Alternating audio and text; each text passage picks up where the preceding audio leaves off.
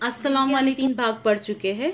इस भाग में हम देखेंगे किस प्रकार से महादेवी वर्मा जी ने निराला बाई के बारे में बताया है कि उनको पहचानने के लिए व्यक्ति में 2 गुण प्रखर होने चाहिए, एक बौद्धिकता का और दूसरा जो है संवेदनशीलता का। आगे आइए देखते हैं। महादेवी वर्मा जी कहती है कि ऐसे 2 व्यक्ति सब जगह मिल सकते हैं जिनमें उनकी नम्र उदारता की प्रशंसा करते नहीं थकता और दूसरा उनके उद्दत व्यवहार की निंदा करते नहीं हारता।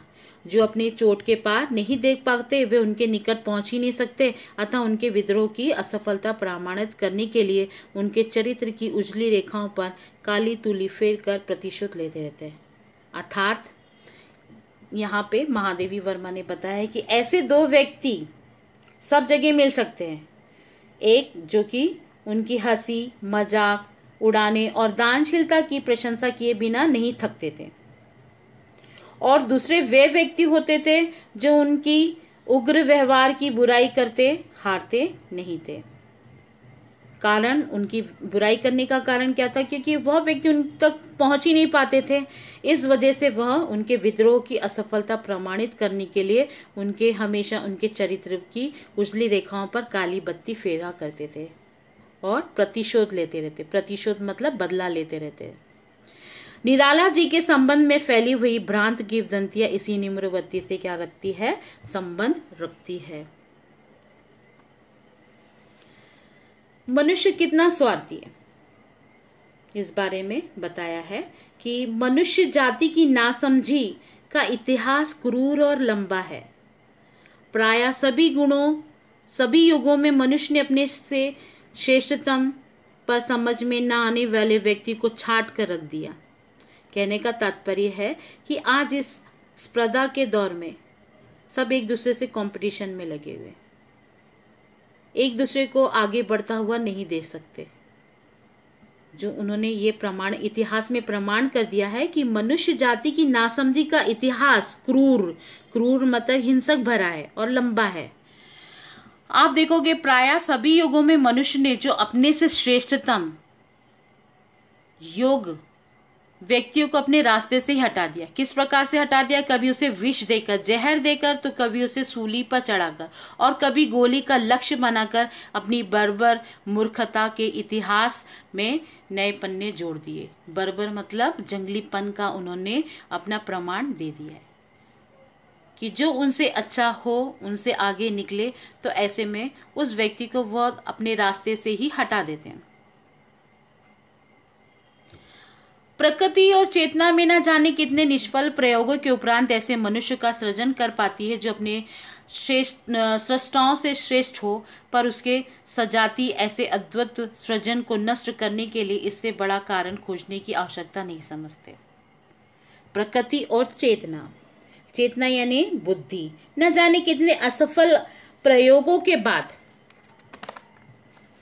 ऐसे मनुष्यों का निर्माण कर पाती है जो अपने निर्माताओं से तो उच्च होकर एक ही जाति में अद्भुत निर्माण करके नष्ट करने के लिए इसका कारण खोजने की आवश्यकता नहीं समझते, पर उनकी समझ के बाहर ही होते हैं अथवा उनकी सच्चाई उनसे मेल नहीं खा पाती। निराला जी के बारे में देखा जाए तो जो निराला जी अपने युग की विशिष्ट प्रतिभा है। कहने का तात्पर्य है जो निराला जी थे वह अपने समय के एक बहुत ही प्रतिभाशाली गुण से ओतप्रोत थे, अतः उन्हें अपने युग का अभिशाप झेलना पड़े तो उसमें कोई भी आश्चर्य नहीं है।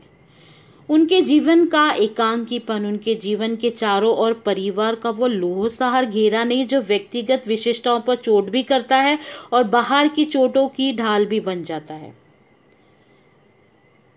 कहने का तात्पर्य है कि उनका एकांकी जीवन, उनका परिवार का ना होना, वह लोहसार मतलब मजबूत घेरा, वो मजबूत घेरा भी उन परिवार का उनके साथ नहीं था, उनका साया नहीं था जो उन्हें बचा सके बाहर की चोटों से, एक हथियार बन सके उनके सामने। उनके निकट ना तो माँ थी, बहन भाई आदि कोई भी तो नहीं था। उन्होंने अपनी पत्नी की मृत्यु का वियोग यानी दर्द सूखे पत्तों की तरह क्या कहा, सहा। आर्थिक कारणों ने उन्हें अपनी मातृहीन संतान के कर्तव्य निर्वाह की सुविधा भी नहीं दी। आर्थिक समस्या, आर्थिक पैसों की तंगी की वजह से उन्होंने अपने बिन माँ के बच्चों को, जो संतान मतलब उनके बच्चों का जो जीवन निर्वाह भी, उसने जो सुख सुविधाएं देनी होती है वह भी पूरी तरह से नहीं दे पाए। पुत्री बेटी के अंतिम क्षणों में निरुपाय दर्शक बने रहे, दूर से ही देखते रहे, और पुत्र को भी उन्होंने उचित शिक्षा से क्या रखा, वंचित रखा। वो अपने बेटे को भी उचित शिक्षा नहीं दे पाए। इसी कारण वह क्या बने, हमेशा उपेक्षा के पात्र बने रहे। निराला जी ने अपनी प्रतिकूल परिस्थितियों से कभी हार नहीं मानी। उनके विरुद्ध जो भी स्थिति उनको आती थी वो कभी भी उससे हार नहीं मानते थे, जिसे सहा बनाने के लिए समझौता कहते हैं। स्वभाव से उन्हें वह निश्चल वीरता मिली है। उनमें एक ताकत था, साहस था, जो अपने बचाव के प्रयत्न को भी कायरता की संज्ञा देते हैं कि वो अपने बचाव के लिए भी अपना बीच बचाव भी नहीं करते थे, वो उसको कायरता मानते थे। उनकी वीरता राजनीतिक कुशलता नहीं, वह तो साहित्य की एक निष्ठता का पर्याय है। छल के व्यूह में छिपकर लक्ष्य तक पहुंचने को साहित्य लक्ष्य प्राप्ति नहीं मानता। जो अपने पथ की सभी प्रत्यक्ष और अप्रत्यक्ष, प्रत्यक्ष अप्रत्यक्ष मतलब देखी और अनदेखी बाधाओं को चुनौती देता हुआ, ललकारता हुआ, उसका सभी आघातों को हृदय पर, सभी चोटों को हृदय पर झेलता हुआ अपने लक्ष्य तक पहुंचता है, उसी को युग स्रष्टा साहित्यकार कह सकते हैं। निराला जी ऐसे ही विद्रोही साहित्यकार थे, जो सारी चीजें उनमें विद्यमान थी। उन्होंने अपनी जिंदगी में कभी भी संघर्षों से कभी हार नहीं मानी। कितने ही आघात वह चोटें अपने हृदय पे झेलते हुए वह अपने लक्ष्य तक किसी भी तरह से पहुंच गए। वही एक युग स्रष्टा साहित्यकार कहने में समर्थ रहे।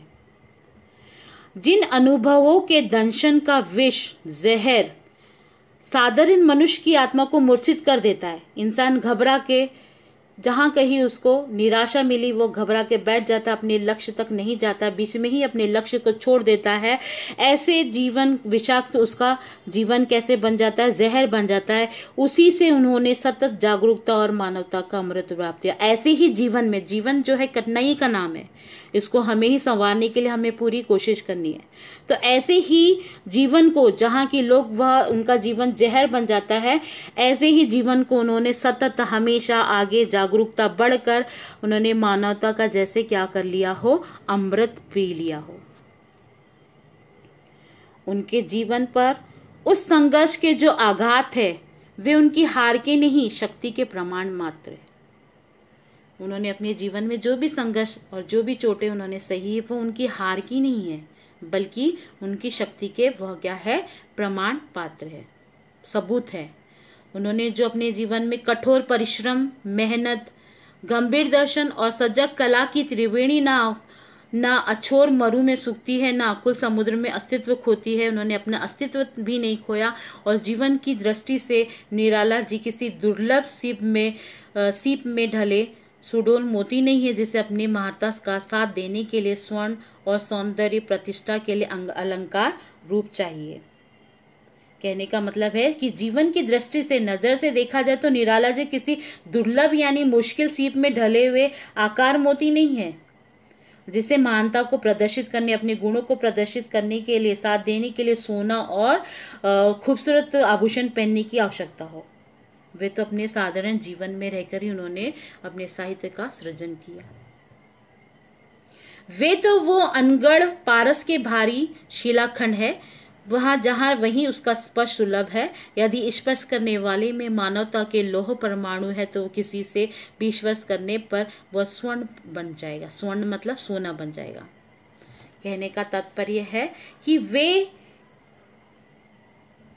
तो बिना योग के लोहे के टुकड़े के समान है, जहां उनका छूना आसान है। यदि छूने वाले में मानवता के जरा से भी कण हो कि तब वो किसी को छूकर क्या बना देगा, सोना बना देगा। लोहे की अमूल्यता दूसरों की कीमत बढ़ाने में नहीं है, उसके मूल्य में कोई जोड़ या घटाने में भी नहीं है।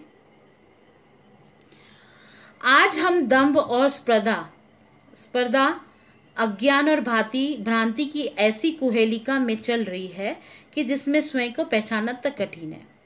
कहने का तात्पर्य है कि आज हम दंभ यानी पाखंड, ढोंग, कंपटीशन, अज्ञान और भ्रम की ऐसी कुहेलिका, धुंधलेपन में चल रहे हैं कि हम अपने स्वयं को पहचानने में कठिनता प्राप्त हो रही है, कि हम अपने आप को स्वयं को नहीं पहचान पा रहे हैं। आज हम जिस युग में चल रहे हैं, तो जब हम अपने आप को ही नहीं पहचान पा रहे हैं तो सहयात्रियों की यथार्थ में जाने का प्रश्न ही नहीं उठता। जो हमारे साथ में उठने बैठने वाले लोग हैं उनका तो सवाल ही नहीं उठता। जब हम खुद को नहीं पहचान पाते तो हम उनको क्या पहचान पाएंगे। पर आने वाले युग इस कलाकार की एकांकी यात्रा का मूल्य आंक सकेंगे, जिसमें उनके पैरों के भी जो निशान है वो आंधी में खो गए। देखा जाए तो निराला जी के साहित्य की शास्त्रीय विवेचना, विचार जो आगामी युगों के लिए सुकर एक बहुत सबक और अच्छी रहेगी, पर उसमें उनके जो विचार के लिए जीवन की जिस पृष्ठभूमि की आवश्यकता होती है उसे तो उन्हें समकाल में ही रह के करना है। जिस काल में वो रहते हैं उस काल में ही अपना योग देना है। साहित्य के नवीन युग पथ पर निराला जी की अंग संस्कृति गहरी और स्पष्ट, उज्जवल और लक्ष्य निष्ठ रहेगी। इस मार्ग के हर फूल पर उनके जो पैरों की चिन्ह निशान है और हर शूल मतलब कांटों पर उनके रक्त खून का रंग है। इस प्रकार से जो थे ये हमारे सूर्यकांत त्रिपाठी निराला जी थे। आज हमारा ये जो लेसन है वो कंप्लीट हुआ। हम इसके स्वाध्याय नेक्स्ट पार्ट में देखेंगे। कुछ जो क्वेश्चंस है, एक्स्ट्रा क्वेश्चंस भी मैं आपको दूंगी जो कि बोर्ड में आ सकते हैं। अल्लाह।